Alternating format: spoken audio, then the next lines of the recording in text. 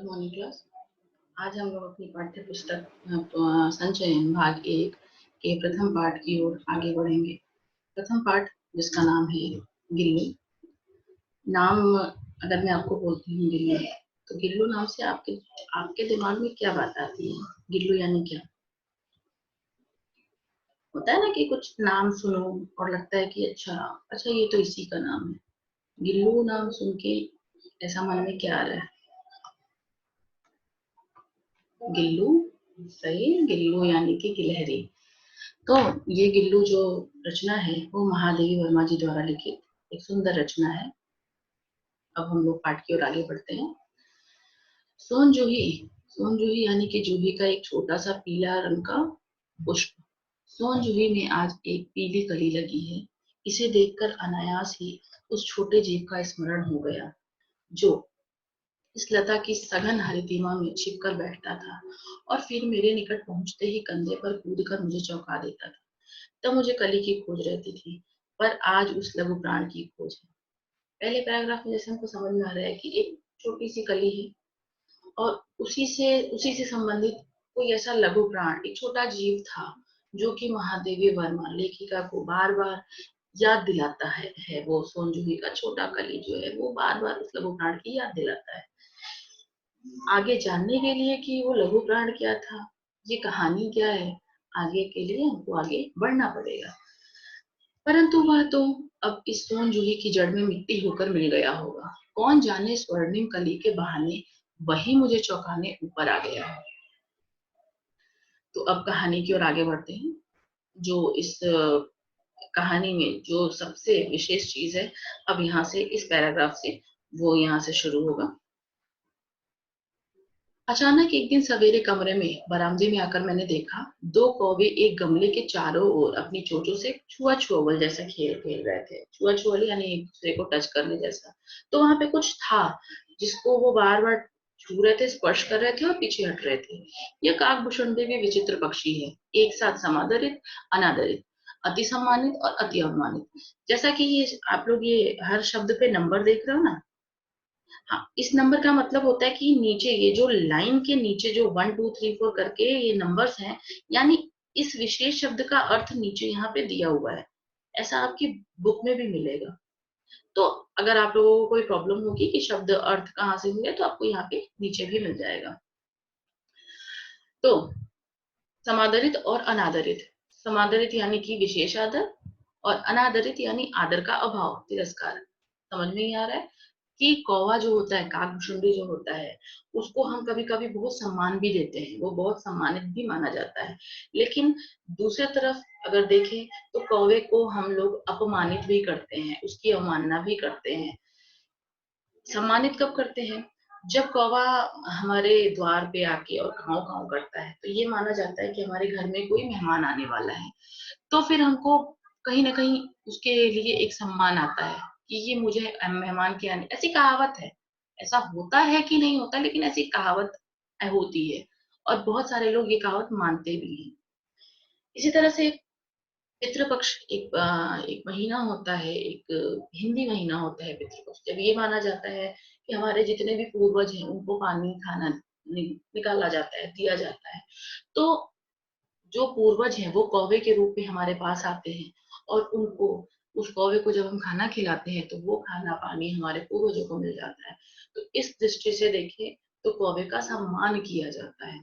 लेकिन अगर दूसरी उसके अवमानित दृष्टि से देखें तो आप लोगों को याद होगा कि पिछले साल मैंने आप लोगों को एक पोयम पढ़ाई थी गिरधर की। उसमें था कि कौवा और कोयल देखने में दोनों एक समान लगते हैं, लेकिन कौवे की काव काव की वजह से, उसकी चालाक जो बुद्धि होती है उसकी वजह से उसको उतना सम्मान नहीं मिलता। हर समय काव का उस बहुत कर्कश आवाज होती है, तो इसलिए उसको उतना हम सम्मानित दृष्टि से नहीं देखते हैं, उसको हम हमेशा अपवित्र मानते हैं।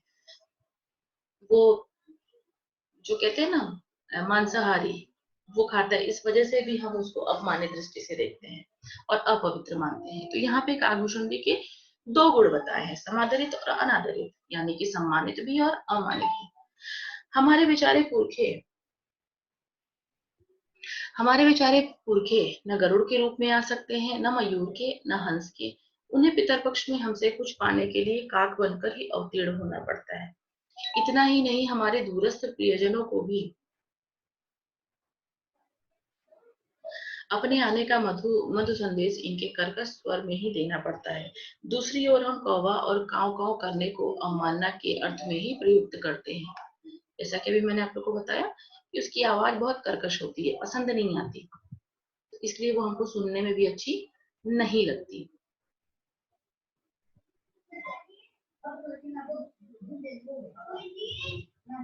मेरे काक पुराण के विवेचन में अचानक बाधा आ पड़ी, क्योंकि गमले और दीवार की संधि में छिपे एक छोटे से जीव पे मेरी दृष्टि रुक गई। मतलब कि जहाँ पे वो कौवा छुआ छुअल खेल रहे थे, वहां एक छोटा सा मुझे कुछ जीव सा दिखा, एकदम छोटा सा।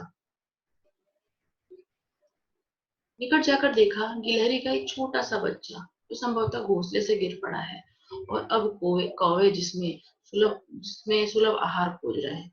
यानी कि एक छोटा सा गिलहरी का बच्चा था जो अपने घोंसले से गिर गया था, और वो वहां पे फंस गया था उन कौवों के बीच में। कौवे जो थे वो दोनों उसके ऊपर चोंच मार रहे थे, क्योंकि वो उसको एक साधारण सा खाने के रूप में उसको नजर आ रहे थे। काकद्वय की चोंचों के दो घाव उस लघु प्राण के लिए बहुत थे, अतः वह निश्चेष्ट सा गमले में चिपटा पड़ा था। काकद्वय यानी कि वो जो दोनों कौवे थे, उनके लिए वो बहुत आसान था। अगर वो दो घाव करते तो शायद वो लघु प्राण जो गिलहरी थी छोटी सी, वो मर जाती। इसलिए वो निश्चेष्ट यानी कि वो बिना किसी हरकत के चुपचाप से वो गिलहरी पड़ी हुई थी। उसको पता था कि वो अपने आप को बचा नहीं सकती। सबने कहा कौवे की चोंच का घाव लगने के बाद यह बच नहीं सकता, अतः इसे रहने ही दिया जाए। फिर मैंने वहां से उस गिलहरी को उठाया, लेकिन सबने बोला कि ये बचेगा नहीं, क्योंकि इसको चोंच का घाव लग चुका है। परंतु मन नहीं माना। उसे हौले से उठाकर अपने कमरे में लाई, फिर रुई से रक्त पोंछ कर घावों पर पेंसिलिन का मरहम लगाया। रुई की पतली बत्ती दूध से भिगोकर जैसे जैसे उसके नन्हे से मुंह से लगाई, पर मुंह खुल न सका और दूध की बूंदें दोनों ओर लुढ़क गई।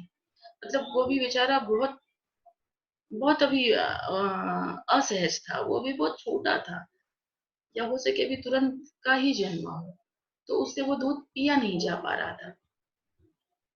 कई घंटे के उपचार के उपरांत उसके मुंह में एक बूंद पानी टपकाया जा सका।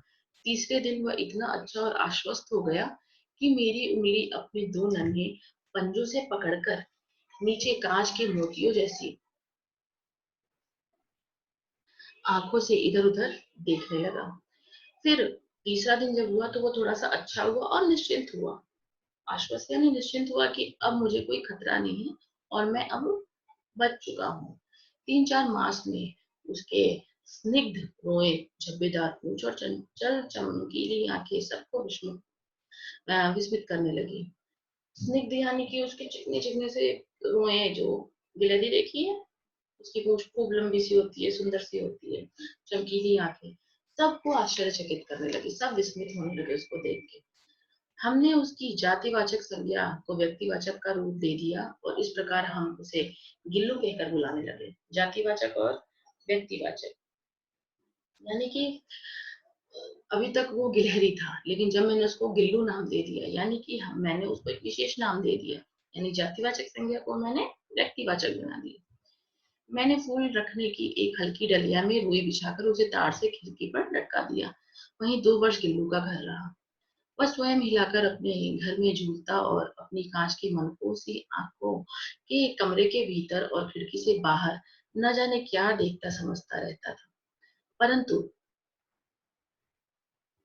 उसकी समझदारी और कार्यकलाप पर सबको आश्चर्य होता था। मतलब सबको पसंद आता था गिल्लू। वो ऐसी हरकतें करता था कि वो सबका प्यारा हो जाता था। जो भी मेरे पास आता था, जो भी मुझसे मिलने आता था, उसको वो गिल्लू काफी पसंद आता था। जब मैं लिखने बैठती, तब अपनी ओर मेरा ध्यान आकर्षित करने के लिए उसे इतनी तीव्र इच्छा होती थी कि उसने एक उपाय खोज निकाला था। वह मेरे पैर तक आकर सर्र से पर्दे पर चढ़ जाता और फिर उसी तेजी से उतरता। उसका यह दौड़ने का क्रम तब तक चलता जब तक मैं उसे पकड़ने के लिए ना उठती। मतलब मैं अपना काम करती होती तो उसको अटेंशन पाना होता था, तो वो ऐसी हरकतें करता था।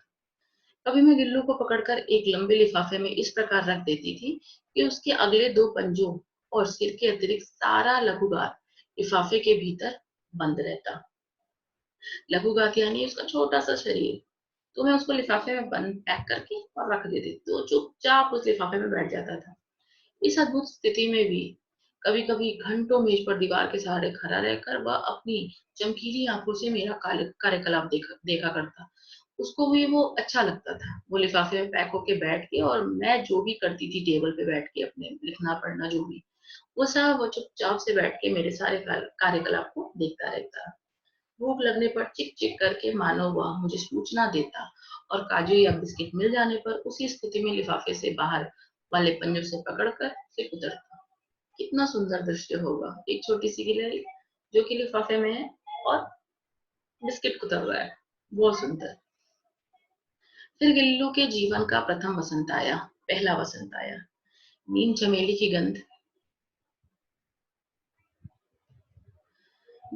की गंध मेरे कमरे में हौले-हौले आने लगी। बाहर की गिलहरियाँ खिड़की की जाली के पास आकर चिक-चिक करके न जाने क्या कहने लगी। गिलहरी थी और भी उसके और भी मित्र होंगे, जातिवाचक संज्ञा और भी गिलहरियाँ थी। वो आती थी और इससे कुछ अपने ही भाषा में ये लोग बात करते थे। गिल्लू को जाली के पास बैठकर अपनेपन से बाहर झाँकते हुए देखकर मुझे लगा इसे मुक्त करना आवश्यक है। तो मुझे लगा हो सके इसको अपने परिवार की याद आती है, उसको अपने समाज और अपनी जाति की याद आती है। मैंने कीले निकालकर जाली का एक कोना खोल दिया और इस मार्ग से बिल्लू ने बाहर जाने पर सचमुच ही मुक्ति की सांस ली। इतने छोटे जीव को घर में पले कुत्ते बिल्लियों से बचाना भी एक समस्या ही थी, क्योंकि ये बहुत छोटे होते हैं ना, तो कुत्ते बिल्ली आसानी से इनको अपना शिकार बना सकते हैं। आवश्यक कागज पत्रों के कारण मेरे बाहर जाने पर कमरा बंद ही रहता। मेरे कॉलेज से लौटने पर जैसे ही कमरा खोला गया और मैंने भीतर पैर रखा, वैसे ही गिल्लू अपने जाली के द्वार से भीतर आकर मेरे पैर से सिर और सिर से पैर तक दौड़ लगाने लगा। तब से यह नित्य का क्रम हो गया। मतलब वो बाहर भी जाता था और वो जब महादेव वर्मा जी बाहर से आती थी, अपने कार्य से लौट आती थी, तो आके और उनके पास आके चुपचाप से बैठ के और उनके सारे क्रियाकलापों को देखता, उनके साथ जो भी भोजन उसको मिलता, वो भोजन करता। मतलब वो देखिए कितना सुंदर चित्र है ये, आप देख सकते हैं। ये महादेव वर्मा जी हैं, साथ में उनका गिल्लो गिलहरी छोटा-सा। हाँ, अब हम आगे बढ़ते हैं। मेरे कमरे से बाहर जाने पर गिल्लू की खिड़की भी खुली जाली की राह बाहर चला जाता और दिन भर गिलहरियों के झुंड का नेता बना हर डाल पर उछलता कूदता रहता और ठीक 4 बजे वह खिड़की से भीतर आकर अपने झूले में झूलने लगता। यानी कि जब मेरा टाइम आता घर आने का, तो फिर वो भी लौट आता था। मुझे चौंकाने की इच्छा उसमें न जाने कब और कैसे उत्पन्न हो गई। कभी फूलदान के फूलों में छिप जाता, कभी पर्दे की चुन्नट में और कभी सोनजूही की पत्तियों में। सोनजूही की पत्तियाँ याद है? सोनजूही, वो पौधा उस गिलहरी को बहुत पसंद था। जूही का वो जो पौधा था जिसपे छोटे-सी पुष्प आते थे, उसको वो वहीं जाके कभी छिप जाता था और उन फूलों के साथ, पौधों के साथ खेलता रहता था। मेरे पास बहुत से पशु-पक्षी हैं और उनका मुझसे लगाव भी कम नहीं है, परंतु उनमें से किसी को मेरे साथ मेरी थाली में खाने की हिम्मत हुई है, ऐसा मुझे स्मरण नहीं आता। गिल्लू इनमें अपवाद था, मतलब एक्सेप्शन था वो। मैं जैसे ही खाने के कमरे में पहुँचती, वह खिड़की से निकलकर आँगन की दीवार, बरामदा पार करके मेज पर पहुँच जाता, अभी मैंने चित्र में दिखाया था जैसा, और मेरी थाली में बैठ जाना चाहता। बड़ी कठिनाई से मैंने उसे थाली के पास बैठना सिखाया, जहाँ बैठकर वह मेरी थाली में से एक-एक चावल उठाकर बड़ी सफाई से खाता रहता। काजू उसका प्रिय खाद्य पदार्थ था और कई दिन काजू न मिलने पर वह अन्य खाने की चीजें या तो लेना बंद कर देता या झूले से नीचे फेंक देता। मतलब वो अपना विरोध प्रकट करता बहुत प्यार से, बहुत आराम से कि मुझे काजू चाहिए, जैसे बच्चे हरकतें करते हैं, बिल्कुल वैसे ही। उसी बीच मुझे मोटर दुर्घटना में आकर कुछ दिन अस्पताल में रहना पड़ा। उसी बीच मेरी एक दुर्घटना में अ, थोड़े दिन के लिए मुझे अस्पताल जाना पड़ा। उन दिनों जब मेरे कमरों का दरवाजा खोला जाता, गिल्लू अपने झूले से उतरकर दौड़ता और फिर किसी दूसरे को देखकर उसी तेजी से अपने घोंसले में जा बैठता। सब उसे काजू दे आते, परंतु अस्पताल से लौटकर जब मैंने उसके झूले की सफाई की, तो उसमें काजू भरे मिले, जिनसे ज्ञात होता था कि वह उन दिनों अपना प्रिय खाद्य कितना कम खाता रहा। मेरी अस्वस्थता में वह तकिए पर सिरहाने बैठकर अपने नन्हे नन्हे पंजों से मेरे सिर और बालों को इतने हौले हौले से हिलाता रहता कि उसका हटना एक परिचारिका के हटने के समान लगता। परिचारिका यानी कि जो सेविका होती है, जो कि नर्स। तो वो मुझे ऐसी फीलिंग देता कि वो मेरी दिन भर मेरा ख्याल रखता है।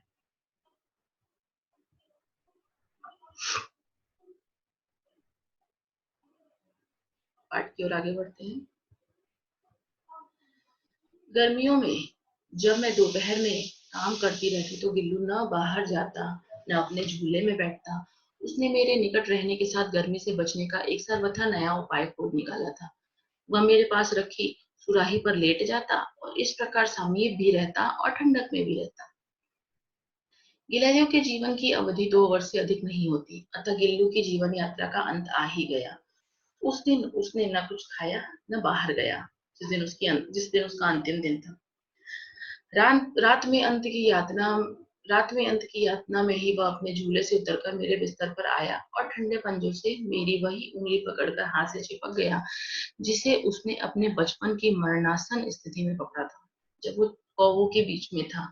और जो उंगली उसने पहली बार, जो हाथ उसने प्रथम समय में स्पर्श किया था, फिर उसी उंगली से वो, उसी हाथ से वो चिपट के वहां पे लेट गया। पंजे इतने ठंडे हो रहे थे कि मैंने जागकर हीटर जलाया और उसे उष्णता देने का प्रयत्न किया, उसे गर्मी देने का प्रयत्न किया। परंतु प्रभात की प्रथम किरण के स्पर्श के साथ ही वह किसी और जीवन में जागने के लिए सो गया, यानी कि उसका प्राणांत हो गया, उसकी मृत्यु हो गई। उसका झूला उतार कर रख दिया गया और खिड़की की जाली बंद कर दी गई। परंतु गिलहरियों की नई पीढ़ी जाली के उस पार चिक चिक करती ही रहती है और सोनजूही पर वसंत आता ही रहता है। मतलब वो गिलहरी गई, लेकिन और भी जो गिलहरी थी उनको नहीं पता था कि वो गिलहरी नहीं है, तो वो आके वो चिक चिक करते ही रहते थे। पौधे में पुष्प होते ही रहते थे। दुनिया किसी के लिए नहीं रुकती। जीवन मृत्यु सच्चाई है, लेकिन ये दुनिया किसी के लिए नहीं रुकती। सोनजूही की लता के नीचे गिल्लू को समाधि दी गई। उसी लता के नीचे, पेड़ पौधे के नीचे मैंने उसको समाधि दी, उसका दाह संस्कार किया। इसलिए भी कि उसे वह लता सबसे अधिक प्रिय थी। इसलिए भी कि उस लघु घात का किसी वासंती दिन जूही के पिताब छोटे फूल में खिल जाने का विश्वास मुझे संतोष देता है। मेरा ऐसा मानना है कि मैंने उसको वहां पे इसलिए समाधि दी कि मुझे लगता है कि उसका जो शरीर है, उसका जो छोटा सा शरीर था, किसी वासंती दिन, किसी वसंत के दिनों में वो जूही के पिताब, यानी कि जो जो पीले रंग की छोटी सी जूही है, उस रूप में वो जरूर खिलेगा। और मुझे ऐसा विश्वास और ऐसा संतोष होता था, इसलिए मैंने जब आज ये सोनजूही का पुष्प खिला तो मुझे ऐसा लगा कि जैसे मेरा वो छोटा सा गिल्लू मेरे सामने आ गया। पाठ यहीं पे खत्म होता है। पाठ से रिलेटेड जितने भी शब्द अर्थ हैं वो आपको हर एक पेज के नीचे ही मिलेंगे। प्रश्न है, प्रश्न मैं आपको पढ़ के सुना देती हूँ। सोनजूही में लगी पीली कली को देख लेखिका के मन में कौन से विचार उमड़ने लगे? ये कि छोटी सी गिल्लो गिलहरी उनकी वापस आ गई है। बहुत बहुत प्यार था उनको अपनी गिल्लो गिलहरी से। पाठ के आधार पर कौवे को एक साथ समादरित और अनादरित प्राणी क्यों कहा गया है? क्योंकि कौवे का एक तरफ जहाँ सम्मान है, दूसरी तरफ उसको हम अपवित्र और अपमानित भी करते हैं। गिलहरी के घायल बच्चे का उपचार किस प्रकार किया गया? मरहम लगाया गया था। याद आया? हाँ, उसको जब वो कौवे जब उसको चोंच मार रहे थे, तो उसको वो लेके और अपने पास लेके आई थी। याद आया? मैंने अभी बताया था आपको। हाँ जी, बिल्कुल। उसको लाके उसको मरहम पट्टी की और उसको मैंने ठीक किया और धीरे धीरे उसको दूध पिलाया, पानी पिलाया, फिर वो 2-3 दिन में धीरे धीरे स्वस्थ हो गया।